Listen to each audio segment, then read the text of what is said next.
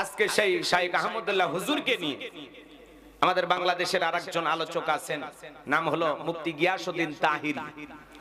সবার কাছে অনুরোধ, আমার চ্যানেলটি দয়া করে সাবস্ক্রাইব করবেন। কেহই সাবস্ক্রাইব না করে যাবেন না, প্লিজ সাবস্ক্রাইব করুন। তিনি কয়েকদিন আগে বক্তৃতা দিতে গিয়ে তাকে নিয়ে এত বাজে মন্তব্য করেছেন, কথা বলতে বলতে এক সময় বলেছেন তাকে জুতা দিয়ে পিটানো উচিত। জোরে বলে নাউজুবিল্লাহ। শাইখ আহমদুল্লাহ হুজুরের নাম নিয়ে বলেছেন শাইখ আহমদুল্লাহকে জুতা পিটা করা উচিত। জোরে বলে নাউজুবিল্লাহ।